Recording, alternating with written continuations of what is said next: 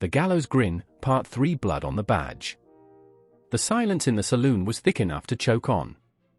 The lingering smell of gunsmoke mingled with the stale scent of spilled whiskey, creating a grim perfume that clung to the back of everyone's throats.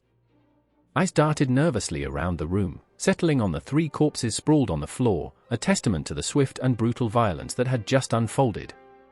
Then, as if on cue, the whispers started. "Did you see that woman?" Quick as a flash. McGraw's sister, who'd have thought? Reckon this ain't over yet? The last whisper hung in the air, heavy with foreboding. The crowd knew that blood feuds in these parts had a way of festering, of drawing in more and more victims until whole families were wiped out. And this feud, sparked by Jeb Stone's lies and fueled by a thirst for revenge, showed no signs of burning itself out.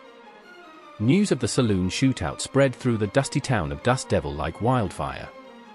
It reached the ears of Jeb Stone's brother, a hulking brute named Caleb, who ran a gang of cattle rustlers out in the Badlands. Caleb was a man of few words, but his rage burned hotter than a desert sun. He swore vengeance on the woman who had killed his brother, vowing to paint the town red with her blood. Meanwhile, the mysterious woman, known only as Maggie McGraw, rode out of Dust Devil, leaving the chaos and bloodshed behind her.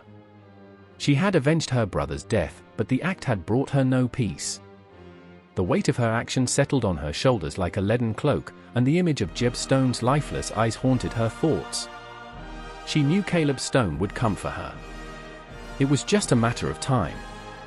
She needed to find a place to hole up, to prepare for the inevitable confrontation. She headed for a ghost town called Redemption, a desolate cluster of crumbling buildings nestled in a narrow canyon. It was a place where outlaws and fugitives sought refuge, a place where the law held no sway. As Maggie rode into Redemption, a sense of unease settled over her. The silence was unnerving, broken only by the mournful creak of a rusty weather vane. She dismounted in front of the abandoned saloon, the swinging doors hanging precariously by one hinge. The interior was dark and dusty, the air thick with the ghosts of forgotten revelry. Suddenly, a voice cut through the silence. "Looking for someone, little lady?" Maggie spun around, her hand instinctively reaching for the Colt Peacemaker strapped to her hip. A figure emerged from the shadows, a tall, gaunt man with a face like weathered leather. He held a shotgun loosely in his hands, the twin barrels glinting menacingly in the dim light. "I'm Cole," the man said, his voice raspy and low. "And this here's my town." Maggie's eyes narrowed. She could sense the danger radiating from this man, a cold, calculating menace that sent a shiver down her spine. She knew she had walked into a trap. "I'm just passing through," she said, her voice steady. Cole chuckled, a dry, humorless sound. "Nobody just passes through Redemption.